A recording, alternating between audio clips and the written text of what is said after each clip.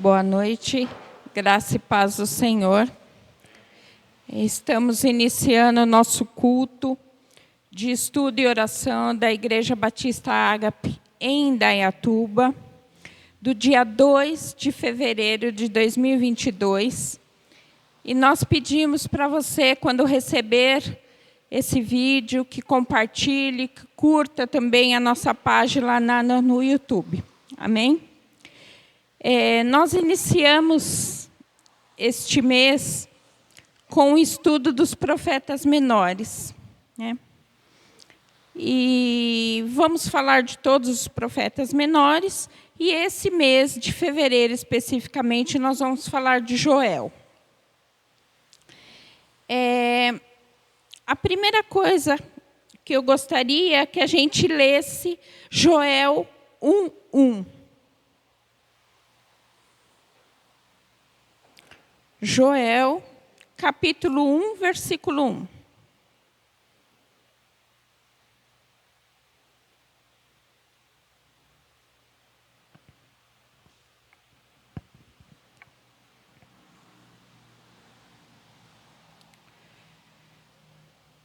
Joel, capítulo 1, versículo 1, diz assim: Palavra do Senhor que foi dirigida a Joel, filho de Petuel. Nesse versículo, Joel se identifica, né? Ele se identifica como filho de Petuel. Joel significa Jeová é Deus. Ele faz parte dos profetas menores. Ele é classificado como profeta menor não pela sua importância, mas pelo seu conteúdo literário. Joel só tem 3 capítulos. Isaías é considerado um profeta maior que tem 60 capítulos. Tá? Então, é só em função do conteúdo literário. Como eu disse, Joel significa Jeová é Deus. E o profeta Joel, ele se apresenta como filho de Petuel. Petuel vivia, juntamente com Joel, na tribo de Judá, no Reino do Sul, cuja capital era Jerusalém. E não se tem certeza a respeito de que ano que Joel profetizou. Por quê? Porque na sua carta, ele não cita o rei da época. Tá? Mas os estudiosos, mais ou menos, acham que é por volta de 800 antes de Cristo. Tá? Aproximadamente 800 anos antes de Cristo.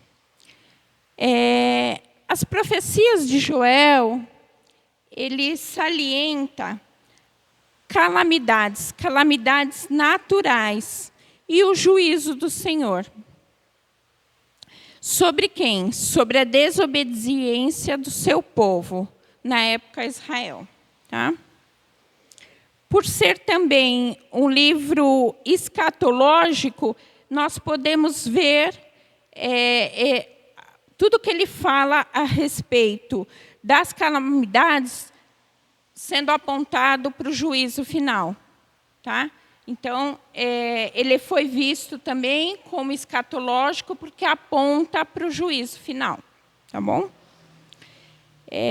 Mas o que nós vemos aqui no livro de Joel é que o Senhor chama o seu povo sempre para o arrependimento. Então, o Joel, ele traz a profecia, né? Mas também ele sempre está chamando o seu povo para o arrependimento.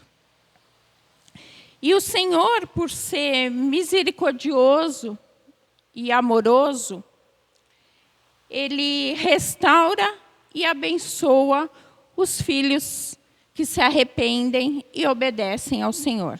Então, é sempre a mesma temática.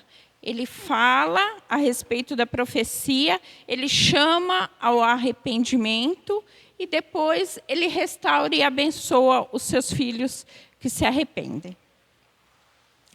A mensagem central do livro de Joel está lá no capítulo 2, no versículo 11. Vamos ler? Joel 2, versículo 11.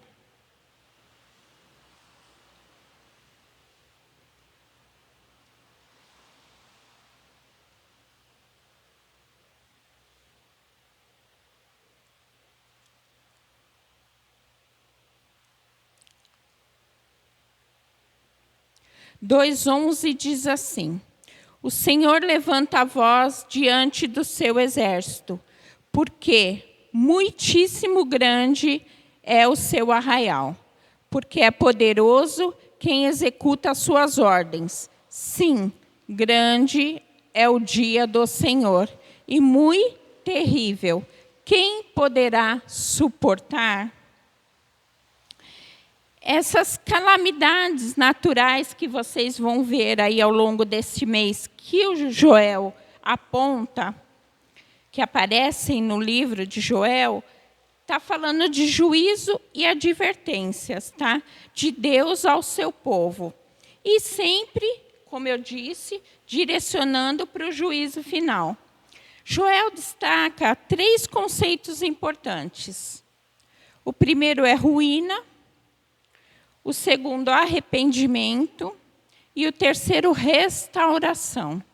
Ruína, arrependimento e restauração. Deus, por ser um Deus paciente e misericordioso, ele vai dando sempre oportunidade para o seu povo. Mas o que Joel também destaca é que um dia isso vai acabar.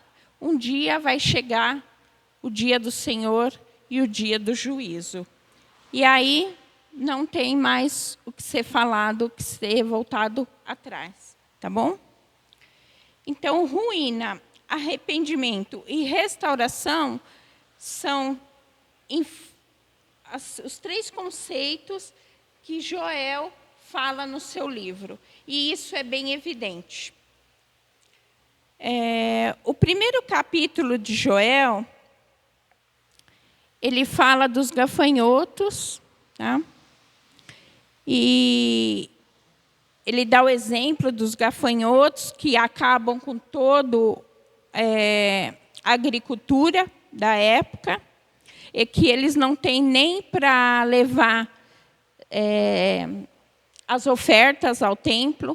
Então, a situação é tão precária que eles não vão ter nem alimentos, porque na época eles levavam alimentos, né, como oferta, eles não terão nem isso para levar para o templo. Mas, além dos gafanhotos, que ele fala a respeito dos gafanhotos, ele está falando também das invasões que futuramente a gente sabe que vai ter dos assírios e dos babilônios, né? Então, eles vão ser invadidos pelos assírios e pelos babilônios, e o povo que se afastou de Deus vai sofrer a consequência disso, tá bom? Isso é o primeiro capítulo. No segundo capítulo, ele descreve o dia do Senhor. Qualquer ocasião em que o Senhor intervenha para julgar ou abençoar. Então, o dia do Senhor é marcado por qualquer ocasião em que ele vai abençoar ou vai julgar. Tá? E também direcionando para o juízo final. E no terceiro capítulo, ele profetiza a descida do Espírito Santo em Pentecostes e a restauração de Israel.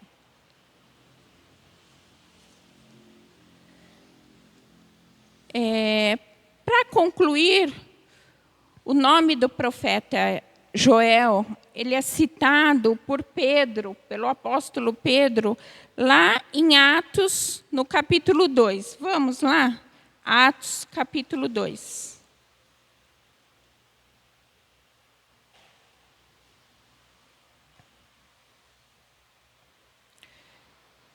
Atos, capítulo 2, versículos 15 a 17.